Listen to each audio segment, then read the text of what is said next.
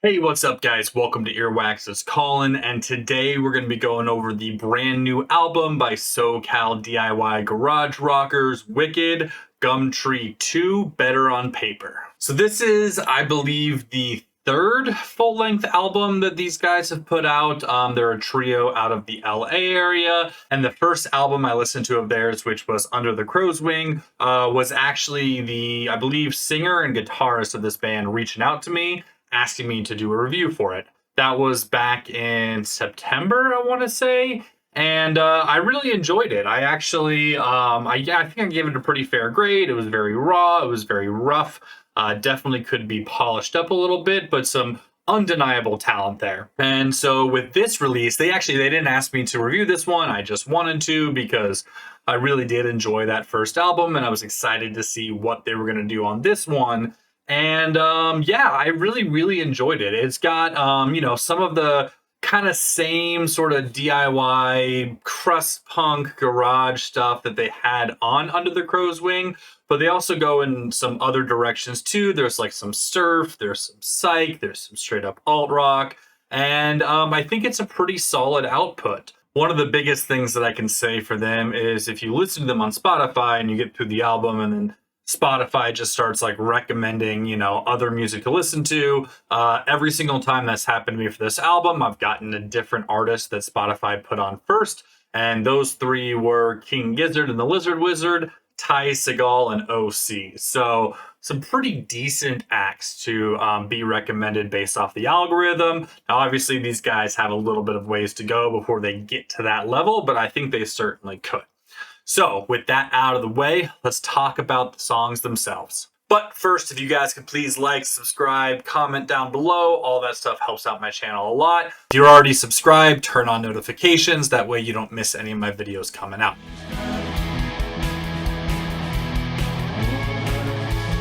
So the album opens up with Silly Strings, and it's a pretty solid opener. The drums are pretty, fleshed out here. I do like the direction that they're kind of going. I think the drumming on this album is really solid front to back. The guitar work here is nothing like too crazy, but it's fun. It's a little fuzzy, a little crunchy. The bass kind of just drives the guitar along a little bit. And the vocals here are a little bit restrained, a little bit like filtered or just like muffled. I think they could have been a little bit cleaner, a little bit better produced, but otherwise it's a pretty solid song. And then about 3/4 of the way through, there's a pretty decent solo that comes in that kind of gives some flair to an otherwise fairly straightforward garage rock track. Then after that, we get Vertigo, which is a little bit more of a straightforward track as far as the instrumentation goes. There is a riff for the bridge that does remind me of a specific song from their last full-length album. So I definitely feel like they could have changed it up a little bit here. Not a bad song at all, but it definitely feels a little boring in certain parts. But it's still a fine song. After that is Beach Bum, and this is probably one of my favorite songs on the album. It's a little bit more of like a laid back kind of slacker rock track. Definitely lives up to its title.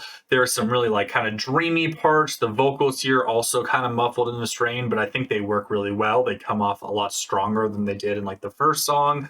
And I did really enjoy this one. I think them exploring this sound in this direction a little bit more led to some of these stronger tracks on the album. But then after that, we get into New Shoes. And New Shoes is probably the one song or like one of maybe two songs on this album that I did not really enjoy. I think it honestly could have been left off the album, which is interesting because it is one that they decided to put out as a single. It just feels very juvenile, like very just like high school kind of battle of the bands. The instrumentation here is not super, well done. I mean, it's not bad, but like the guitar riff is a little bit too familiar to, some. I'll just let you listen to it, make your own decision. But you definitely pull some parts of it out from a couple other really famous alt rock songs.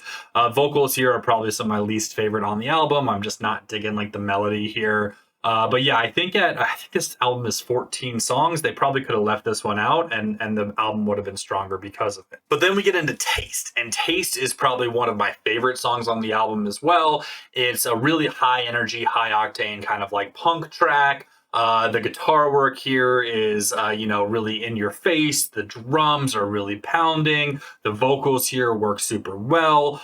There's this cool like siren sample in the middle that leads to like a little bit of a slower bridge. And then they've got like the kind of classic like garage punk vibes of like mixing like shouting vocals with more like restrained vocals, and it comes off really, really well.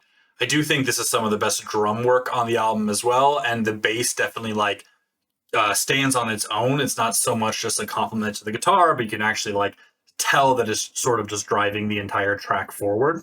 After that is Gumtree, which is a little bit of like a kind of sunshine psych pop track.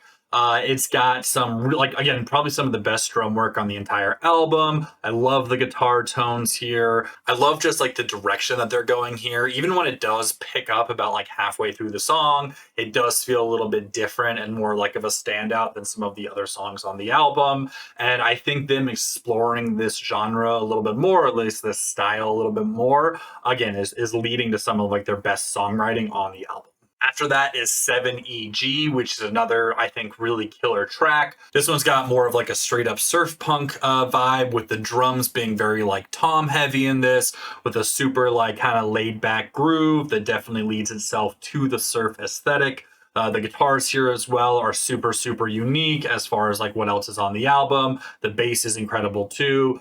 This is like, I think, a really good example of how they've progressed not just as songwriters but as musicians as well. The vocals here are very sparse, kind of just coming in briefly throughout the song, but it really does add to the kind of like surf aesthetic and experience of it. And there's like this cool kind of like scream towards the end that I think is just like they pull it off really, really well. After that is Chromecaster, and this one is like a full-on just straight up garage rock track. Not super unique, but I think it's one of the better examples of like their core stylings on this album. I do think that the vocals here again are really solid. Again, the drums are pretty good, and overall it is a fairly exciting song for a pretty decent track list up until this point. And then towards the end it kind of even goes into like a psych rock direction and has a pretty like decent solo as well. So definitely you can see that they're just like building on everything they've learned up until this point, and I do think that this album is probably their strongest work yet.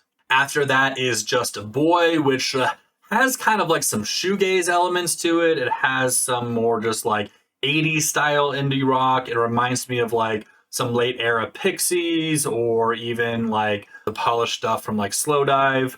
The drums here are really, really stellar again, and just overall, I love like the guitar tones they're using here. I think it really just kind of ignites something in you if you're really into sort of like DIY, like really rough sort of garage rock. Like I think they do it pretty well. But after that is Loose Tooth, and this is probably the other song on the album that I think could have been left off after New Shoes. This one's got more of like a 70s punk vibe, but the instrumentation here, just like the performances on this song, are honestly like fairly weak.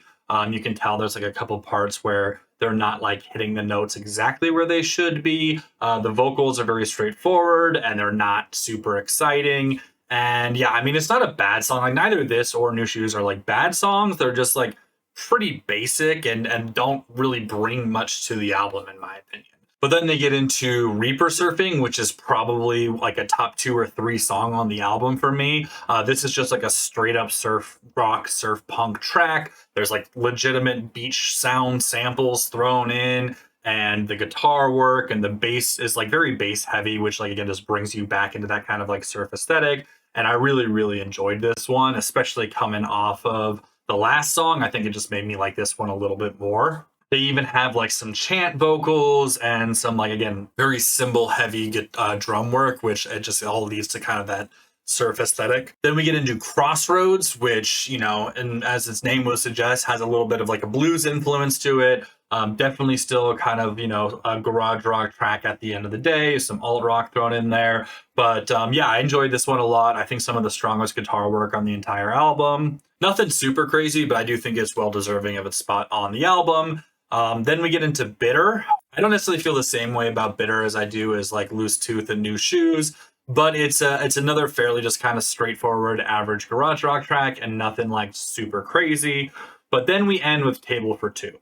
And the first time I listened to this album, I thought that like the album had ended with the last song, and Table for Two was some B-side off King Gizzard and the Lizard Wizards. Oh God, what's the name of the album? Ice, Death, Planets, Lungs, Mushrooms, and Lava. And when I looked, I was shocked that it was still them. This is probably the best song on the album.